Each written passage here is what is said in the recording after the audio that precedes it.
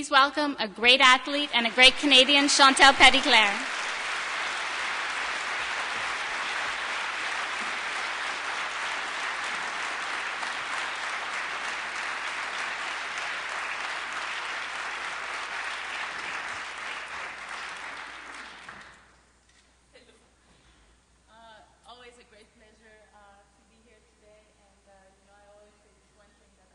As much as practicing my sport, and I would be talking about my sport. And after 20 years and 5 Paralympic Games of being a national team member, there's always 3 questions that everybody asks me, and one of them is how difficult was it to become a paraplegic at the age of 13 and take that challenge and turn it into an opportunity.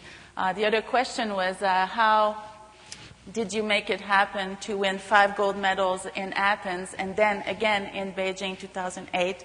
And then the third question is always, what is your bench press maximum at the gym?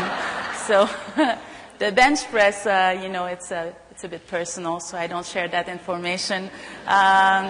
It was indeed very challenging to be a paraplegic at the age of 13, and it is a story that I will not share with you today, but maybe some other time. Because today I thought I would talk to you about what it takes to win those 5 gold medals. I was very inspired with the Vancouver Games, like we were all, and we saw those moments, we saw those athletes giving their best, and I thought, that it would be interesting to tell you what it took them, what it took me, to go out there and come back with those medals that makes us so proud to be Canadian. And for me, well, it did start the first 5 gold in Athens in 2004. I remember coming back and telling everybody how these games were the best games ever, and how at the same time it was certainly the most difficult challenge of my life.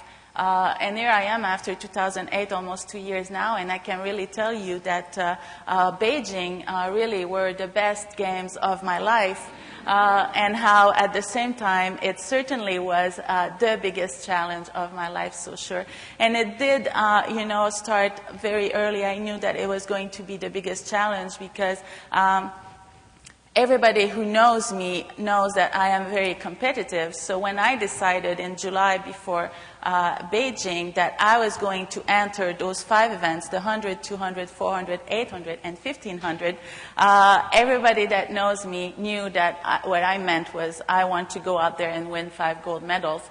So it does come with a little bit of pressure, but we had that big dream, and we wanted to make it happen. And very quickly, it was a question like, okay, it's one thing to have those big dreams, but how do you turn them into a reality? And with my coach, Peter, we knew that at this very high level of performance, when you are already among the best, obviously you are doing something good.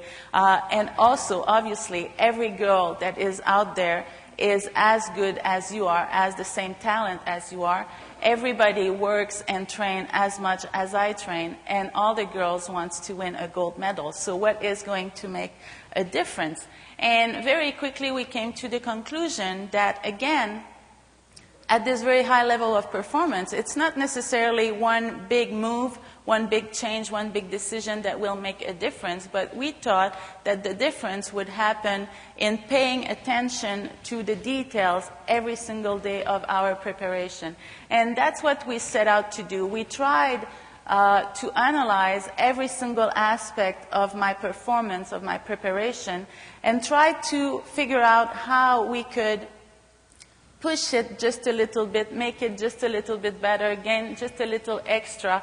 And we were convinced that by adding all these little extra and difference, it would add up and make a change and a difference at the end, and hopefully would allow me to go out there and come back with those 5 gold medals.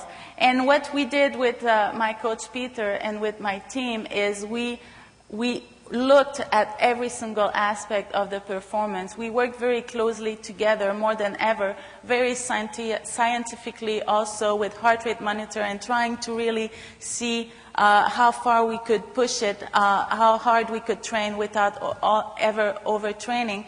And We also worked and hired a weightlifting coach, André Parent from Montreal, to really try and maximize the strength, to be as powerful as possible, and yet very, very quick and keep the speed and maximize my starts and end of races.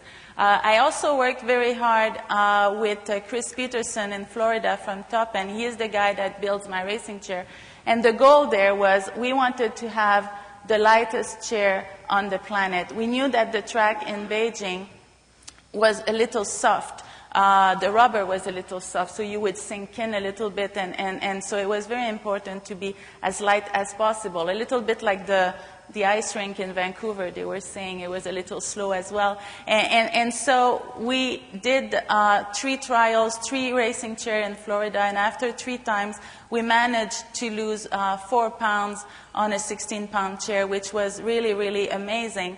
And also, coming back, I was working with Mélanie Olivier, a sport nutritionist, and going into Beijing, I had for every single day of my races a food plan on the wall that would tell me exactly what I needed to eat, what I needed to drink, how much quantity for every hour of the day, for every single race. So we wanted to be as prepared as possible. And with Melanie also, well, we did manage to lose the 4 pounds on the chair. We lost another 4 pounds on the girls. So altogether, I was 8 pounds. I was 8 pounds lighter and very ready for those events in